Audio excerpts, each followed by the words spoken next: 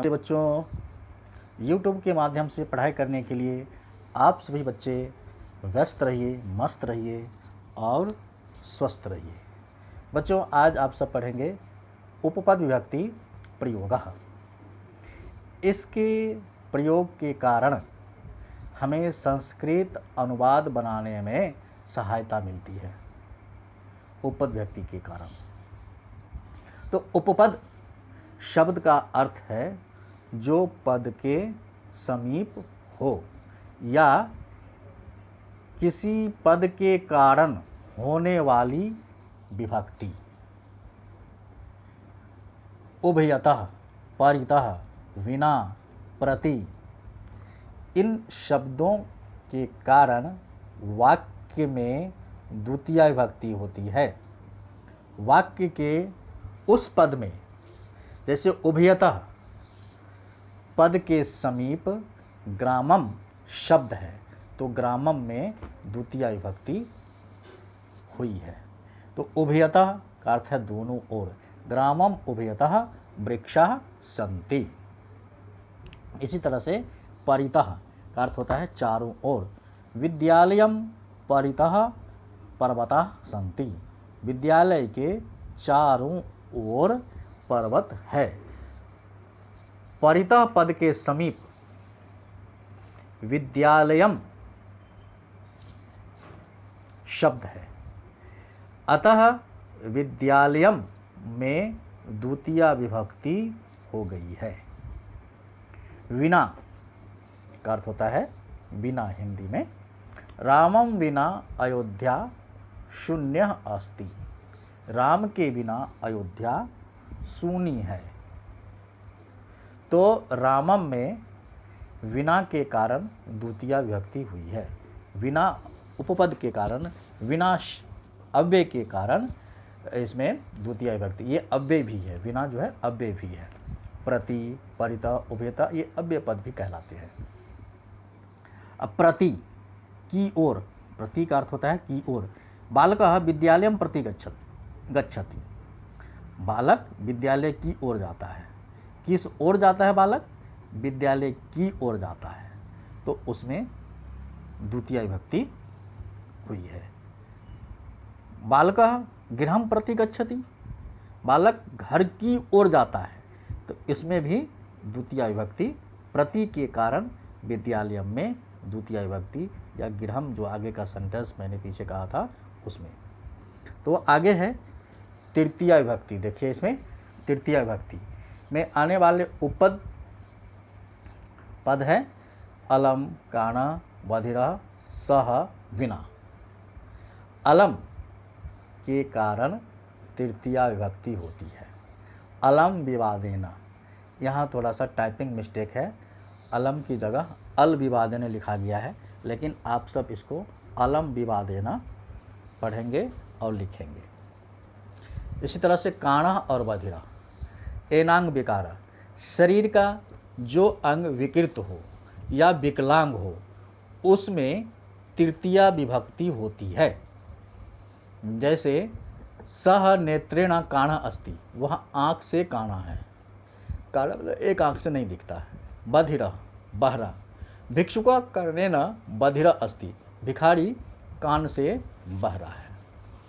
सह का अर्थ होता है साथ। जनकेन सह पुत्र गच्छति। जनकेन सह, सह के कारण जनकेन में तृतीया विभक्ति। जनकेन का तो पिता के साथ कौन जाता है? तो पुत्र जाता है। पुत्र गच्छति, पुत्र जाता है। जनकेन सह पुत्र गच्छति, पिता के साथ पुत्र जाता है।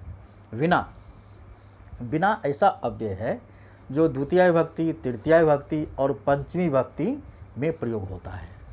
यहाँ तृतीया विभक्ति में है सीता रामेण विना वनम न गच्छति। सीता राम के बिना वन नहीं जाती है। तो विना के कारण राम में तृतीया विभक्ति हुई रामेण।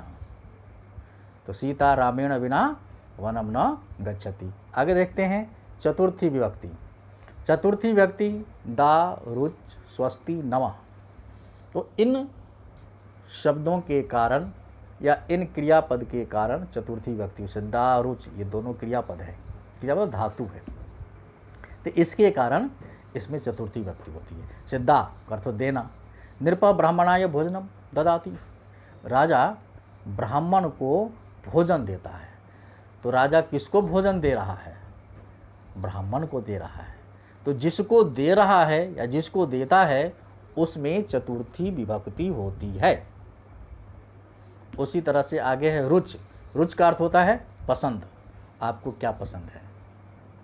तो जिसे जो पसंद है, जिसे पसंद है उसमें चतुर्थी विभक्ति। जैसे यहाँ दिया हुआ वाक्य देवाय मोदकम रोचते, तो देवता को लड्डू पसंद है। तो देवता को क्या पसंद है?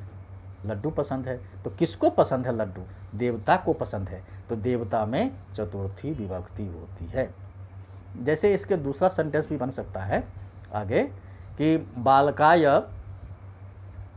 क्रीडनकम रोचते, बालक को खिलौना पसंद है। बालकाय क्रीडनकम रोचते। स्वस्ति का अर्थ कल्याण। युष्मभ्यम स्वस्ति, तुम सबका कल्याण हो। या छात्रेभ्य स्वस्ति, छात्रों का कल्याण हो। नमः का अर्थ होता है नमस्कार। श्री गणेशाय नमः, गणेश जी को नमस्कार हो। या दूसरा सेंटेंस बन सकता है श्री विष्णवे नमः, विष्णु जी को नमस्कार हो। अब आते हैं पंचमी विभक्ति में। पंचमी विभक्ति बहि, पृथक, विना, इन शब्दों के कारण पंचमी विभक्ति होती है। बहि शब्द जहाँ भी होगा वहाँ पंचमी विभक्ति होगी। बहि शब्द के कारण उसके निकट जो पद रहेगा उसमें पंचमी विभक्ति होगी। जैसे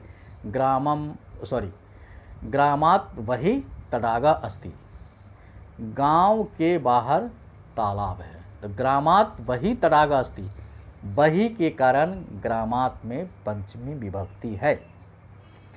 आगे है पृथक। पृथक का तो अलग होना। सीता रामात पृथक न उपविशति, सीता राम से अलग नहीं बैठती है। तो पृथक के कारण राम में पंचमी विभक्ति रामात हुई है। आगे है विना। सीता रामात विना वनम न गच्छति, सीता राम के बिना वन नहीं जाती है। आगे आते हैं षष्ठी विभक्ति में। षष्ठी विभक्ति किन किन शब्दों के कारण होती है? पूर्वतः, पृष्ठतः, ऊपरी, अधः, इसके कारण षष्ठी विभक्ति होती है। पूर्वतः का अर्थ होता है सामने। विद्यालयस्य पुरतः उद्यानम अस्ति, विद्यालय के सामने बगीचा है। विद्यालय के सामने बगीचा है। तो पुरतः के कारण विद्यालय में षष्ठी विभक्ति हुई। पृष्ठतः, इसका अर्थ है पीछे। ग्रामस्य पृष्ठतः तडागा अस्ति, गांव के पीछे तालाब है। तो षष्ठी विभक्ति ग्रामस्य हुई पृष्ठतः के कारण। ऊपरी, वृक्षस्य ऊपरी वानराः तिष्ठन्ति, पेड़ के ऊपर बंदर बैठे हैं। या दूसरा ऐसे भी सकता है वृक्षस्य ऊपरी खगाः सन्ति, पेड़ के ऊपर पक्षी है। अधः का अर्थ होता है नीचे। वृक्षस्य अधः मृगः अस्ति, पेड़ के नीचे हिरण है। तो जहाँ पूर्वतः, पृष्ठतः, ऊपरी, अधः शब्द होगा वहाँ षष्ठी विभक्ति का प्रयोग होगा। इस चीज़ को आप बच्चे ध्यान रखेंगे। आगे देखते हैं सप्तमी विभक्ति। विश्वास, निपुणः, स्नेह, इन शब्दों के कारण सप्तमी विभक्ति होती है।